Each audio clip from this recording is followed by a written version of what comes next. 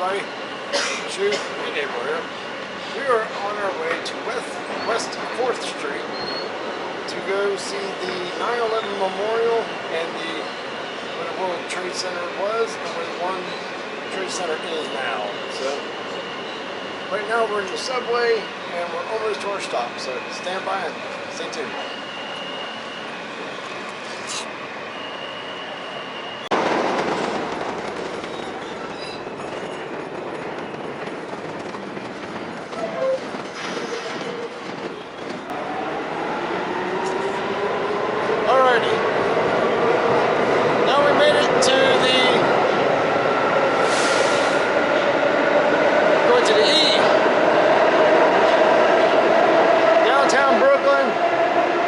Avenue and to the World Trade Center all times. So if you're taking the B, D, F, or M line, bring it to 4th Street, which is Washington Square. You're gonna come off down there, come up the stairs. As soon as you come out, right there.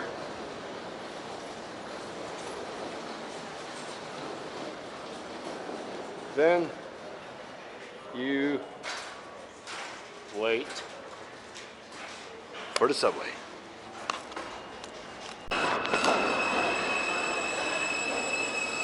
This is the E train here.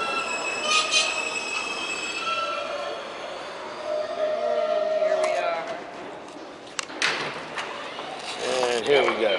World Trade Center bound E train. The next stop is Green. Clear of the closing doors, please.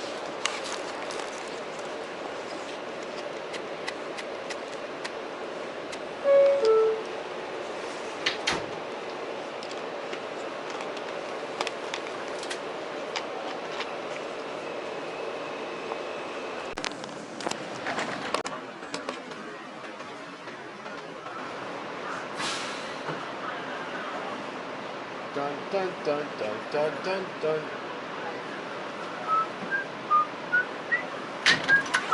I was wondering. This is the last stop on this train. Here we go. There you go. World Trade Center. That's what stops. This is what stops a subway train if it's runaway.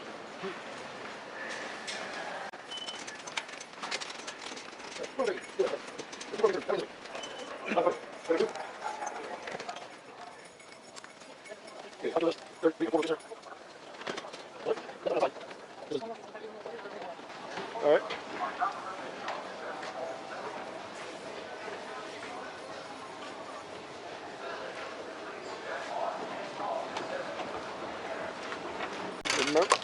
Remember where we parked the subway. Alrighty. There you go.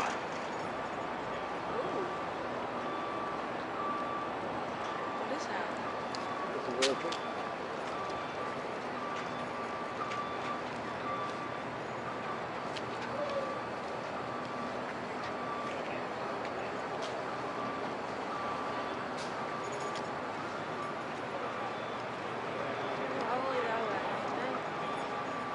You have to go around. Oh no, we can go this way, probably. I love the artwork.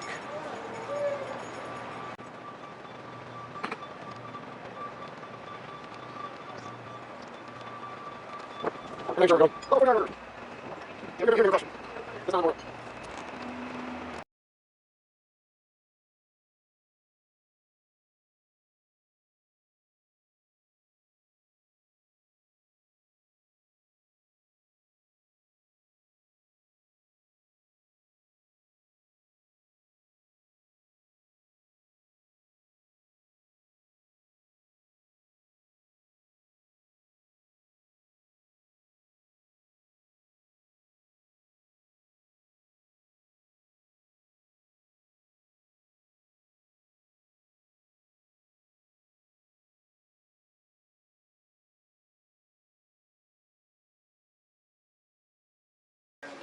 This is a time stop.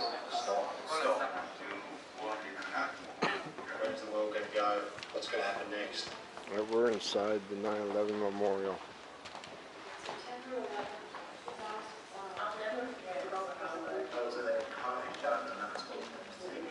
Watching my grandchild.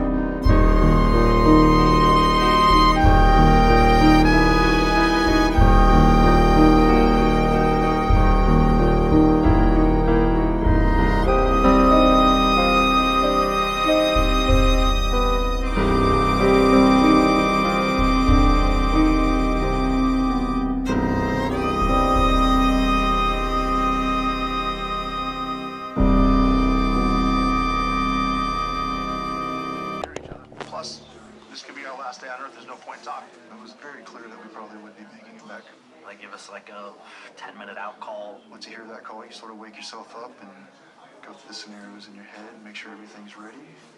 2 minutes, you open the doors. 1 minute, you swing your feet out and let them hang in the breeze. You're 30 seconds out. I can look out the door.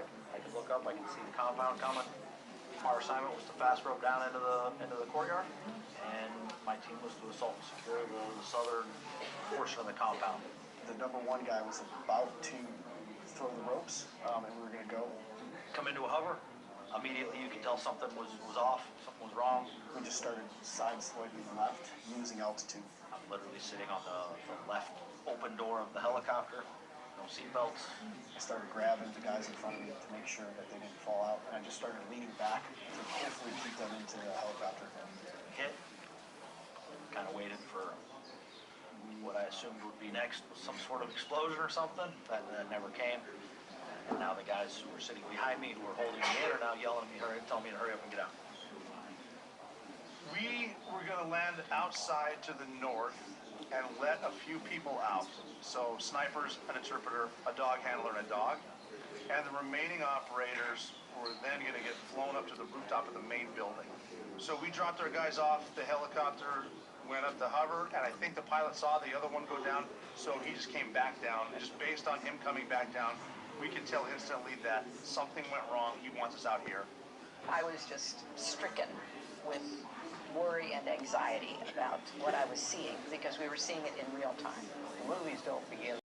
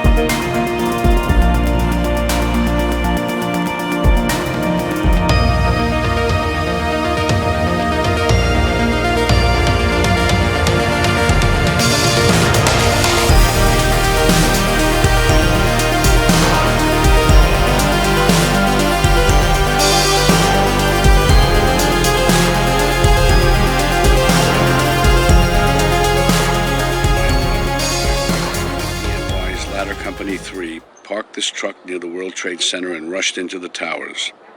Later, when the North Tower collapsed, the truck's front end would be crushed by falling debris. The fire department's primary mission is to get people out of harm's way. That morning, Ladder Company 3 was part of the largest emergency response in New York City history. It included thousands of firefighters, police officers, and other emergency personnel. Among the responders was FDNY Lieutenant Mickey Cross, stationed with Engine Company 16 about 3 miles from the World Trade Center. When our engine arrived at the site, we heard a huge noise. I didn't know it at the time, but a second plane had just hit the South Tower. Most of the elevators weren't working, so we took the stairs, climbing up as the people evacuating were coming down. Our gear weighed over 50 pounds. If you carried a hose, it was 30 pounds heavier. Most of the first responders who perished on 9/11 died when the towers collapsed. The FDNY lost 343 active duty members, the Port Authority Police Department 37, the NYPD 23. It was the largest loss of life in a single event for those agencies in their histories. But there were also miraculous stories of survival. I was up on the 23rd floor in the North Tower when the building started shaking. At first, I thought the elevators had cut loose. Later, I learned it was the South Tower collapsing. We were ordered to evacuate, so I made my way down stairway B. I'd gotten to the 3rd floor when there was this tremendous roar. I crouched down in a corner as the building fell down around me. There were 11 other firefighters, 1 Port Authority police officer, and 1 civilian with me. We had all just survived the collapse of a 110-story building. While rescue efforts were underway in New York City, responders from multiple agencies also worked together at the Pentagon and in Pennsylvania to recover the remains of those killed, put out the fires, and collect evidence so the investigations could begin.